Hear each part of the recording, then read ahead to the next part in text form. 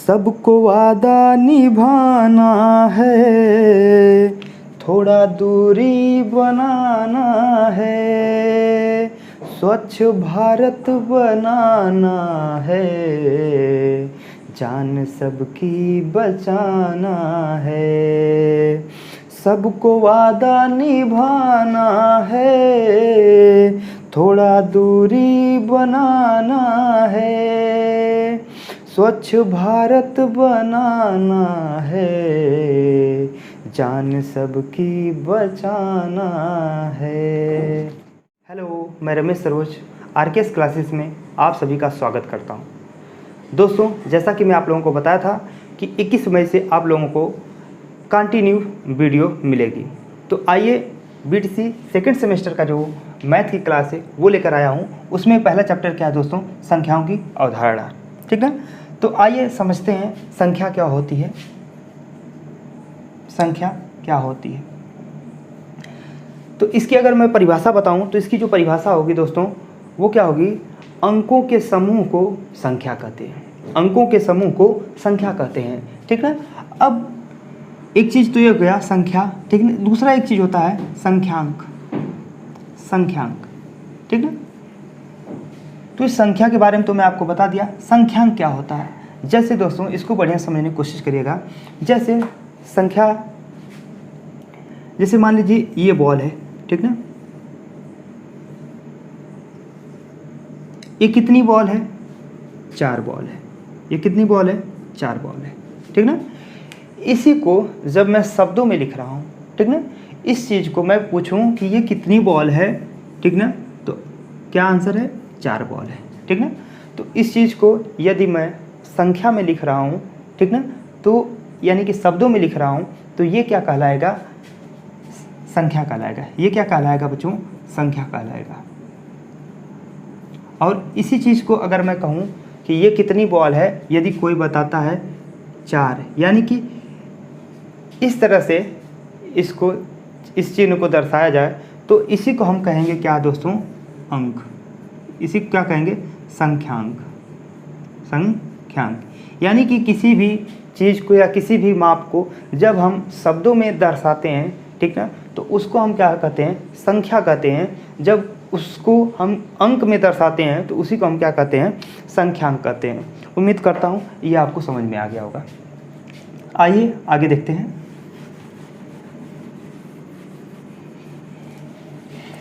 और एक चीज़ है दोस्तों, संख्या जो होती है, संख्या, अगर संख्या को मैं कहूँ, संख्या को इंग्लिश में क्या कहते हैं दोस्तों? नंबर्स। क्या कहते हैं? नंबर्स।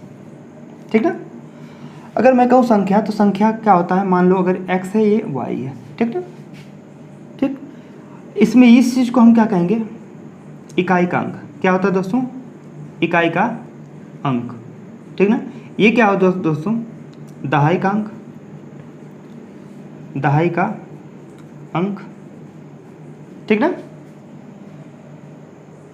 तो यदि मैं ये चीज़ को कहूँ कि मान लीजिए 5 है और ये 7 है, ठीक है, तो ये क्या है? इकाई का अंक है। ये क्या है? दहाई का अंक है। तो इसको मैं क्या लिखूँगा दोस्तों? 7 लिखूँगा, ठीक ना।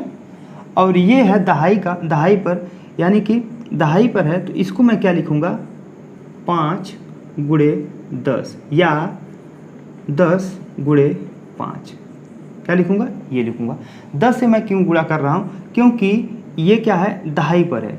तो यदि इकाई पर है तो इसमें हमने क्या कर दिया? 1 से गुणा कर दिया, और ये दहाई पर है तो ये क्या कर दिया? इसमें हमने 10 से गुणा कर दिया। और जब इसको हम ऐड करेंगे तो ये इतना आएगा, यानी कि 10 5 50, 50 7 57, ये आएगा। ठीक ना, यानी कि ये मैं क्या किया हूँ दोस्तों? तो इसको मैं, इसी चीज़ को अगर मैं इसमें लिखना चाहूँ तो इसको मैं क्या लिख सकता हूँ कि 10x + y, यानी कि जो संख्या होती है उसको हम लिख सकते हैं क्या दोस्तों? 10x + y। ठीक ना, ये 10 क्या है? दहाई का, दहाई के अंक पर x आ रहा है, तो हम क्या कर देते हैं? इसमें 10 से मल्टीप्लाई कर देते हैं, प्लस क्या कर दिए? दूसरा जो इकाई का अंक है वो कर दिए। इसमें क्या है, 1 से मल्टीप्लाई है, तो 1 से मल्टीप्लाई करने पर वही अंक आएगा, तो ये हो जाएगा। तो उम्मीद करता हूँ ये भी आपको समझ में आ गया होगा। दोस्तों जो भी मैं आप लोगों को बता रहा हूँ इसका आप लोग स्क्रीनशॉट ले लीजिएगा और इसको अपने नोटबुक में नोट करते जाइएगा। आइए आगे समझते हैं। दोस्तों जो संख्याएं होती हैं उसको 3 लिपियों में लिखा जाता है, ठीक ना, उनको 3 लिपियों में लिखा जाता है। पहली लिपि क्या होती है दोस्तों, देवनागरी लिपि। पहली क्या होती है, देवनागरी, ठीक ना। दूसरी क्या होती है, रोमन लिपि, रोमन लिपि। और तीसरी क्या होती है, अंतर्राष्ट्रीय, अंतर्राष्ट्रीय लिपि, ठीक ना। ये क्या है, 3 लिपियां हैं और इनमें 1 से लेकर के 9 तक के जो अंक होते हैं उसको कैसे दर्शाते हैं वो आप लोग देख लीजिए। जैसे दोस्तों इसमें यदि मैं कहूँ कि 1 को हम कैसे दर्शाते हैं, इसमें 1 को कैसे दर्शाते हैं, तो क्या होता है, कुछ इस तरह से होता है। 2 को कैसे दर्शाते हैं, इस ये होता है 3 4 5 6 7 8 9 और इसको क्या कहते हैं, 10, ठीक ना। इसको क्या कहते हैं, 10। अगर रोमन अंक में मैं 1 से लेकर 9 तक की संख्या को दर्शाऊं तो इसमें कैसे दर्शाएंगे दोस्तों, ये 9 तक ही दर्शाओ या 10 तक, तो इसमें कैसे दर्शाएंगे दोस्तों, ये क्या होता है 1, ठीक ना, 1, ये 2 3 4 5 6 7 8 9 10। कुछ इस तरह से रोमन में हम अंकों को क्या करते हैं, दर्शाते हैं, ठीक है।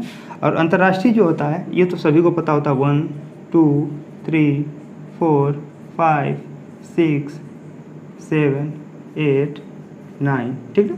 कुछ इस तरह से इसको दर्शाते हैं।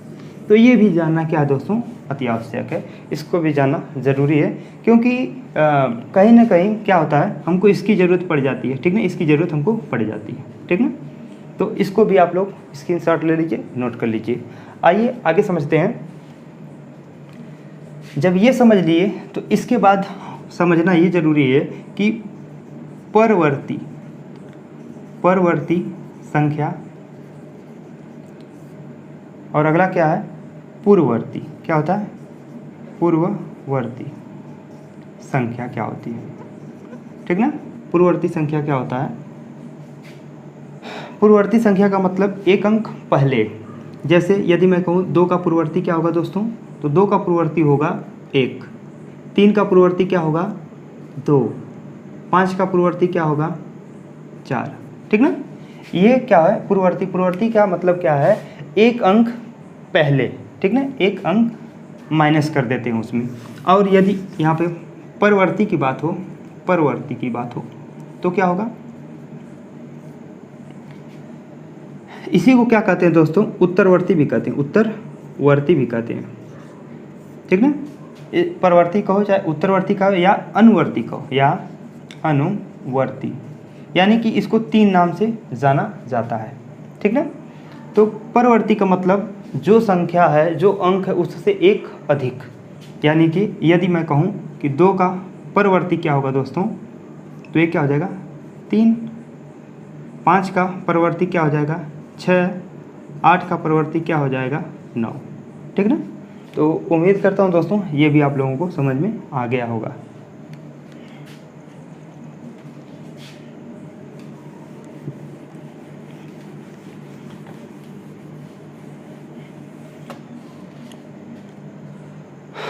हाँ दोस्तों, अब आइए इसमें समझते हैं संख्याओं के प्रकार, संख्याओं के प्रकार, ठीक है। तो संख्याओं के जो प्रकार हैं दोस्तों उसमें क्या है, पहला प्राकृतिक संख्या, पहला क्या है प्राकृतिक संख्या, प्राकृतिक संख्या। इसको किससे दर्शाते हैं दोस्तों, n से दर्शाते हैं। प्राकृतिक संख्या क्या होती है? एक से लेके अनंत तक की संख्याओं को क्या कहते हैं?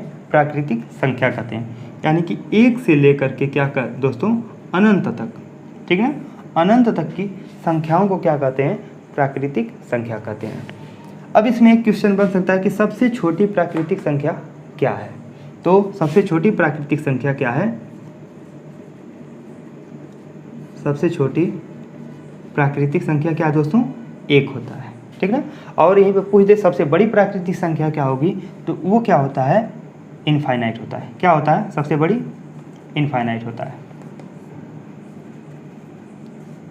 ठीक ना। सबसे बड़ी संख्या क्या होती है? इनफाइनाइट होती है। सबसे छोटी संख्या क्या होती है? एक होती है, ठीक ना। आइए दूसरा समझते हैं। पूर्ण संख्या क्या है?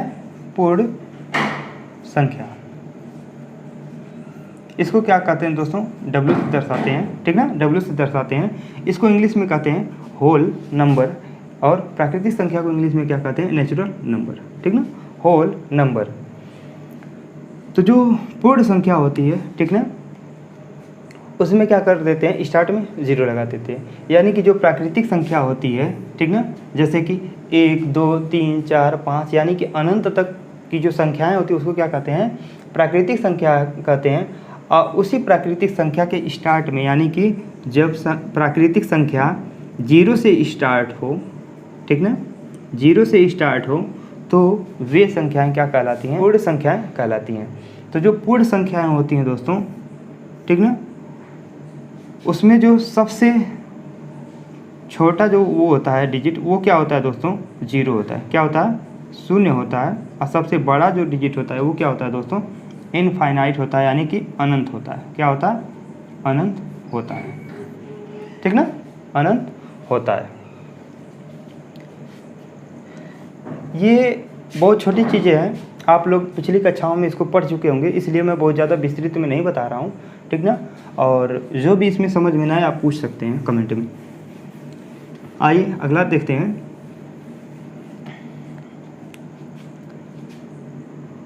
पूर्णांक। तीसरा क्या है दोस्तों? पूर्णांक।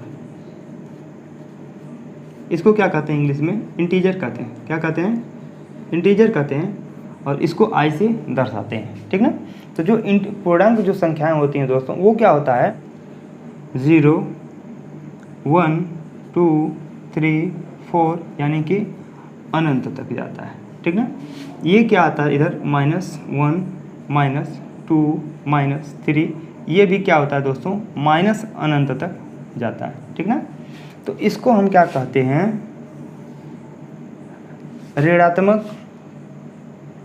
ऋणात्मक पूर्णांक, ठीक ना। इसको क्या कहते हैं? धनात्मक पूर्णांक, ठीक ना।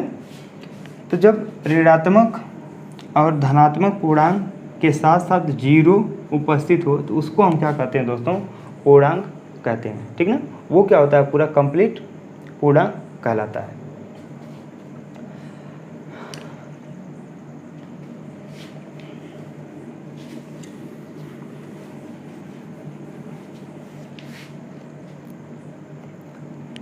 सम संख्या। अगला क्या दोस्तों? सम संख्या। सम संख्या, ठीक ना, सम संख्या। तो सम संख्या क्या कहलाती है? वह संख्या जो 2 से पूरी की पूरी विभाजित हो जाती है, वह संख्या क्या कहलाती है? सम संख्या कहलाती है, ठीक ना। जो संख्या 2 से पूरी की पूरी विभाजित हो जाती है वो सम संख्या कहलाती है, ठीक ना। अगला क्या है? विषम संख्या। विषम संख्याएं, ठीक ना। ये क्या होती हैं दोस्तों? विषम संख्याएं वे संख्याएं होती हैं जो 2 से पूरा पूरा विभाजित नहीं होती है, या यह भी कह सकते हैं कि वह संख्या, ठीक ना, वे संख्याएं जो सम नहीं होती हैं वो क्या कहलाती हैं? विषम कहलाती हैं, ठीक ना। तो विषम ये हो सकता है, ठीक ना। तो विषम संख्याएं जो होती हैं, जैसे 3 है, 5 है, 7 है, 9 है, ठीक ना, ये सब क्या है? विषम संख्याएं कहलाती हैं। आइए अब समझते हैं इसी में आगे अभाज्य संख्याएं। क्या दोस्तों? अभाज्य संख्याएं। अभाज्य संख्याएं, ठीक है। अभाज्य संख्याएं। सबसे पहले जो अभाज्य जो संख्याएं होती हैं, और हाँ दोस्तों एक चीज़ जो सम और विषम में पूछा जाता है कि जीरो जो होता है, जो शून्य होता है, वो सम है कि विषम है। तो मैं आप लोगों को बता दूं कि जो जीरो होता है वो क्या होता है, सम होता है। ठीक ना, जीरो जो होता है वो सम होता है। आइए अभाज्य संख्या, सबसे पहले अभाज्य संख्या क्या होती है, वह संख्या जो एक से और स्वयं से विभाजित होती हो और किसी संख्या से विभाजित नहीं होती है, वो संख्याएं क्या कहलाती हैं, अभाज्य संख्याएं कहलाती हैं। ठीक है, जैसे एक है। ठीक ना, एक क्या है, एक न तो भाज्य है न तो अभाज्य है। एक क्या है दोस्तों, न तो भाज्य है न तो अभाज्य है। ठीक ना, इसके अलावा जितनी संख्याएं हैं, जैसे 2 है, ठीक ना, 3 है, ठीक, 5 है, 7 है, इसी तरह से क्या है दोस्तों, जो संख्याएं हैं, जैसे 2 है स्वयं से विभाजित होगा और 1 से विभाजित होगा, तो ये क्या कहलाता है दोस्तों, अभाज्य संख्याएं कहलाता है। ठीक ना, तो देखिए अब इसमें ये क्वेश्चन बनता है कि जो अभाज्य संख्याएं होती हैं वो कुल कितनी होती हैं, अभाज्य संख्याएं कुल कितनी होती हैं, तो यहाँ पर ये आ जाएगा अभाज्य संख्याएं ठीक ना, कितनी होती हैं। तो कुल अभाज्य संख्याएं दोस्तों मैं आप लोगों को बता दूं कि क्या होती हैं, 25 होती हैं। कुल अभाज्य संख्याएं कितनी होती हैं, 25 होती हैं। और एक चीज़ मैं आप लोगों को बता दूं कि जो आप लोग इसको हमेशा याद रखिएगा, ठीक ना, क्योंकि अधिकतर सभी को पता रहता है कि 1 से लेके 25 तक की 1 से लेके 100 तक जो अभाज्य संख्याएं वो कितनी होती हैं, 25 होती हैं। कितनी होती हैं, 1 से लेकर के 100 तक। ठीक ना, ये तो मैक्सिमम लोगों को पता होता है। लेकिन अगर यहीं पर ये पूछ दिया जाए कि 1 से लेके 10 तक अभाज्य संख्याएं कितनी होती हैं, ठीक है, 1 से लेकर के 20 तक, 1 से लेकर के 20 तक अभाज्य संख्याएं कितनी होती हैं, और 1 से लेकर 30 तक, 1 से लेकर 50 तक, 1 से 75 और 1 से लेकर के 100 तक कितनी अभाज्य संख्याएं होती हैं। तो ये नोट कर लीजिएगा आप लोग, 1 से लेकर 20 तक 8 अभाज्य संख्याएं होती हैं, 1 से लेकर 30 तक क्या होती हैं दोस्तों, 10 अभाज्य संख्याएं होती हैं, 1 से लेकर 50 तक 15 और इसमें 21 और ये क्या होता है दोस्तों, 25 अभाज्य संख्याएं होती हैं।